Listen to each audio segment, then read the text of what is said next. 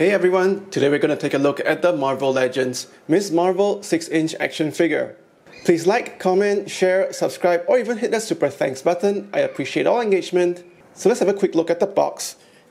At the top we have that lightning logo, down to the bottom, some product information, down to the side, as artwork of Ms. Marvel smiling. On the back of the box, we have Ms. Marvel channeling her powers over here, description of the character, rest of the figures in the wave, and of course more product information at the bottom. And finally on that last side is the same artwork. So let's go ahead and get this open.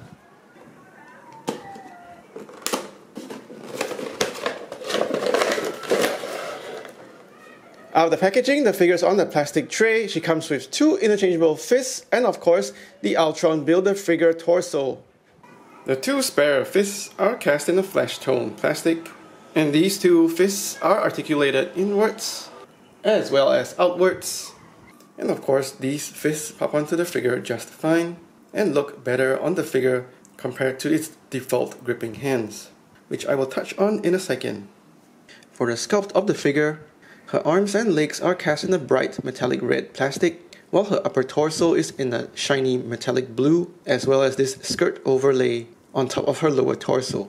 The strange thing about this figure is that she comes with gripping hands by default, which makes no sense because she comes with no other accessories besides 2 fists. So it's definitely disappointing to have a Ms. Marvel without some proper accessories like power effects or mass shifting body parts. So this figure is definitely light on accessories and for sure a disappointment in that department. Her head sculpt is decent. It's mostly cast in a flesh tone plastic with metallic blue paint for her mask, and there's also some gold paint for the lining around that mask as well. Paint applications are sharp, so you can see the fine details like her eyelashes. She's also got that same digital dot matrix printing for the red for her lipstick. However, I will say that the likeness of the actress is not captured really well on this figure. Her face is too sharp and doesn't capture any of that bubbliness from the character in the show. Her hair is a separate piece of brown plastic, so there's good sculpting detail for the locks of hair as it kind of flails in the wind and is a little bit messy. It also drapes around her shoulders quite tightly, so you would expect a little bit of hindrance to the articulation later on. She's got a separate piece of red plastic for the scarf around her neck, and this is allowed to flow all the way down the back of the figure over here. It's soft and flexible and shouldn't get in the way of posing the figure, and neither does it also mess with the weight balance on the figure. Her torso as well as the skirt is all cast in a metallic blue shiny plastic, and that's matched with shiny metallic paints like the gold accents and the metallic purple for the panels. There's also the nice texturing down the sides of the skirt where it's painted in purple while it's mostly smooth down the front. The gold paint over here is also accompanied by some red line work, and that really brings your attention to the front of that outfit with her iconic lightning logo. Her arms are cast in a metallic red plastic, once again with also metallic blue line work to bring out a few accents in the sleeves.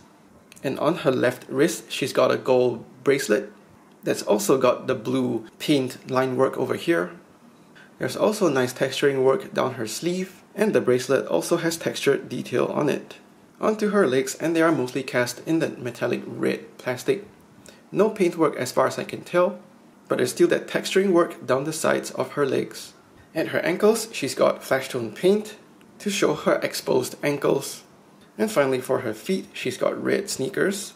These are cast in a flat red plastic, which contrasts with the shiny red plastic on her legs. There's white paint for the sole and the toe cap on those sneakers. However, the white paint for her laces are quite sloppy. And that's particularly worse on the right shoe on my copy, so that's also a little bit disappointing. For articulation, her head is on a double ball dumbbell joint, so you can turn her head right and left, and as you can see, the scarf tends to want to follow the head as it gets caught up in her hair. She gets just that little bit of sideways tilting. She doesn't get much up or down range, looking down that far, and up just that much, once again also hindered by that hair sculpt. She got a swivel hinge at her shoulders, so it goes all the way around and also comes out that far. She's got a swivel just above her elbow, so that lets you swing her arms out and in, and that single hinge gives you more than 90 degrees of bend. However, this sort of joint design is a bit disappointing, especially when we have double hinged elbows for Kate Bishop in this wave.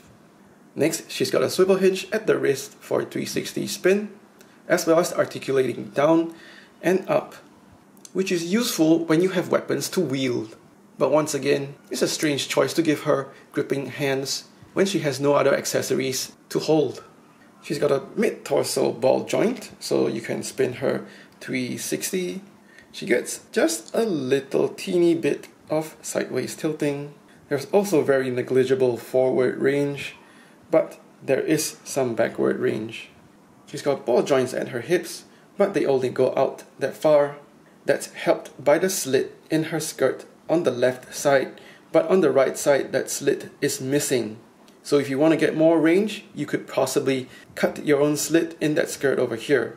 And likewise, forward and backward range isn't great, once again also hindered by that skirt. She's got a thigh swivel that's hidden by the skirt, so you got to turn her leg 360. She's got double jointed pinless knees for good range, and she's got a hinge at her ankles for upward tilt, downward tilt, as well as ankle pivot outwards and inwards. Miss Marvel's outfit is quite eye-catching. However, she is let down by a lack of accessories and also a poor choice of joint design, especially in her elbows and her torso. A lot of that useful articulation in her legs are also limited by that restrictive skirt design. Size-wise, Miss Marvel stands at 5 3/4 of an inch, and that's about 14.5 centimeters. Here's Miss Marvel with the other female figures in this wave, and she's the smallest one in this wave. Here she is with the characters from the Falcon and the Winter Soldier TV series, and here she is with her idol Captain Marvel and Black Widow. And here she is with some comic-style Avengers. For comparisons with other lines, here she is with some G.I. Joe Classified series, and some Star Wars Black series. Miss Marvel's sculpt and design are eye-catching, but she's let down by zero accessories, gripping hands that have no use, and a limited range of articulation. The figure also bears a weak resemblance to Iman Vellani. For me, this is a below average entry in this wave, and in terms of quality, she's quite far from Kate Bishop and She-Hulk. Please like and share this video, let me know what you think in the comments below, subscribe to my channel, or even hit that super thanks button. Thanks for watching, take care and stay safe.